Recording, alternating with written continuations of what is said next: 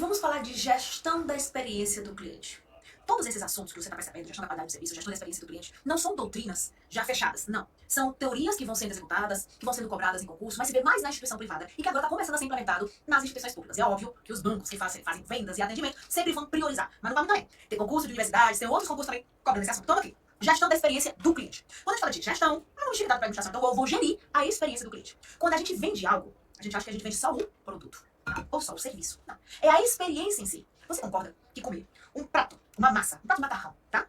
Na sua casa, na frente da televisão, é diferente de comer um prato de macarrão de frente para o mar. A experiência é diferente. Principalmente porque existem vários sentidos envolvidos. É diferente de você viajar em um lugar que é um ônibus quente e barulhento, e é diferente de você viajar em um ônibus mais silencioso, que a poltrona seja inclinável. Porque isso é experiência, tá? É diferente, não sei se você já viajou em aviões pequenos, tá? Não tô falando de jato de luxo, tô falando de aviões pequenos, que vão de uma cidade pra outra pequenininho. Rapaz, eu já viajei um. Meu Deus do céu. Tava fazendo muito calor, era muito barulhento. Experiência horrível. Então quando a gente fala de gerir experiência, um show, um espetáculo, é toda aquela vivência que o cliente tem ao consumir aquele produto ou aquele serviço. Então, para poder gerir a experiência do cliente, a primeira coisa que se faz é procurar compreender o cliente. E como que eu faço para compreender o cliente? Eu tenho que coletar dados, eu tenho que conhecê-lo. Então isso vai envolver a coleta e análise de dados. Por que eu quero coleta e análise de dados? Porque eu tenho que identificar as suas necessidades, desejos, preferências e expectativas. Então o que é que o cliente espera ao consumir aquele produto ou serviço? O que é que ele pretende ao consumir aquele produto ou serviço? Quais são as suas necessidades? E isso pode incluir observação,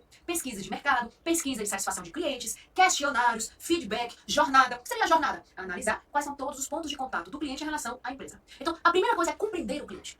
Eu trabalho com empresas há muito anos, já fui servidora pública. E posso dizer que cada mercado é diferente. As necessidades do aluno que estuda para concurso são diferentes do aluno que estuda para ser um empreendedor, para ser um empresário. Que é diferente daquele que faz faculdade. Então cada um tem necessidades, desejos e expectativas diferentes. Então a primeira etapa na gestão da experiência é conhecer o cliente. Eu quero que você decore, não. É conhecer, compreender. Opa, é você conhecer, compreender, identificar necessidades, desejos, expectativas do consumidor. E como que eu faço isso? Observando, perguntando, comparando, obtendo informações de feedback, de satisfação, pesquisa de mercado. Então essa é a primeira etapa. Segunda etapa, eu vou mapear a jornada do cliente. O que é isso? O que é jornada do cliente? O que é mapear? Mapear é você literalmente fazer um mapa.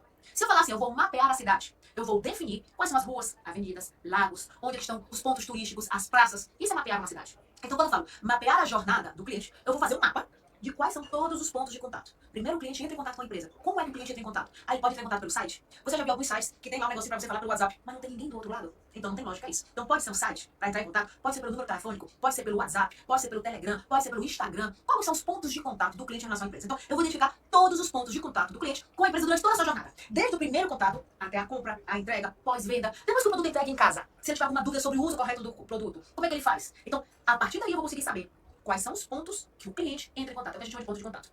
E isso serve para identificar onde é que eu preciso melhorar e quais são os pontos-chave.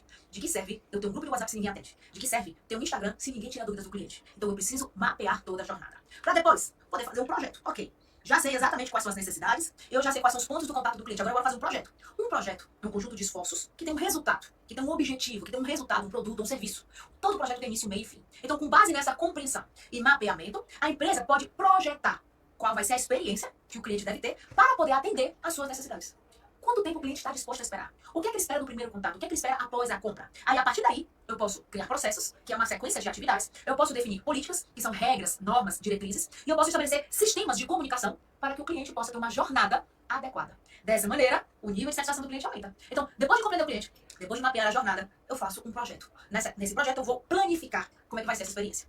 Mas depois que eu faço o projeto, eu tenho que executar, né? Então, eu vou fazer a entrega da experiência do cliente. Ou seja, eu vou implementar, eu vou executar tudo aquilo que foi programado, tudo aquilo que foi projetado. Então, quando o cliente, é como se fosse assim, colocar em prática, né? Então, eu vou colocar em prática aquilo que eu programei. Depois que eu coloco em prática, eu vou conseguir saber se eu estou indo no caminho correto ou se eu estou indo no caminho errado. Então, na entrega da experiência do cliente, refere-se à implementação e à execução das experiências projetadas. E para isso, é óbvio que eu preciso de uma colaboração de todas as áreas para que o cliente receba uma experiência de alta qualidade e consistente em todos os canais. Então, eu preciso que o departamento de atendimento esteja comprometido. O departamento de vendas, o departamento de entrega, o de pós-venda, o de manutenção. Porque de que serve? O atendimento fica bom, mas a venda não ser boa. De que serve a venda ser boa e não pós-venda. Então eu preciso da contribuição de todos. Porque hoje a gente fala muito de visão sistêmica. O cliente não avalia só uma área, ele avalia o todo. Eu posso comer um prato de comida aqui e o prato ser excelente. Mas se o restaurante estiver barulhento, se o restaurante estiver... Eu estava no restaurante semana passada, era almoço, né? Eu tava morrendo de frio. E eu vi que todo mundo tava assim, ó. Morrendo de frio no restaurante. Era um restaurante pequeno, um pubzinho, tá? Só que era almoço. E aí eu vi duas pessoas pedindo para aumentarem a temperatura e o garçom não fez nada. Aquela experiência foi ruim. A comida foi boa. E quando era almoço executivo, a comida estava boa, o preço estava bom, o lugar estava bonito. Mas estava tanto frio que, inclusive, ontem, o meu sócio disse assim, vai almoçar lá no negócio do novo. Não vou não, lá tá muito frio. Olha só como a experiência experiência interfere na tomada de decisão se consome ou não aquele produto ou serviço, tá? Então, eu preciso da colaboração. A comida estava boa, o lugar estava limpo, tá? Só que o garçom não se preocupou, porque não era só eu que estava com frio. Inclusive, quem estava na mesa comigo também estava com frio. Era aquele frio, que o vento estava muito forte, era um lugar pequeno. Então, imagina você, aquele vento forte, frio, grande, tá todo mundo assim. A experiência não foi legal. Então, eu preciso da colaboração de todo mundo. É a mesma coisa, é um banco.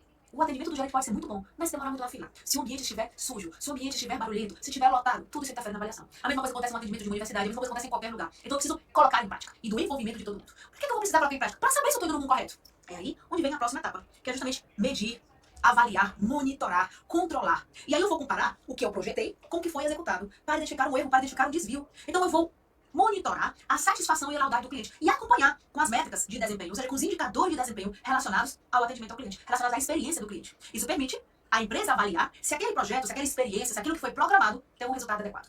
Aquilo que foi correto, eu repito. E aquilo que foi errado, eu corrijo. É aí onde vem a sexta etapa, que é o aprimoramento contínuo.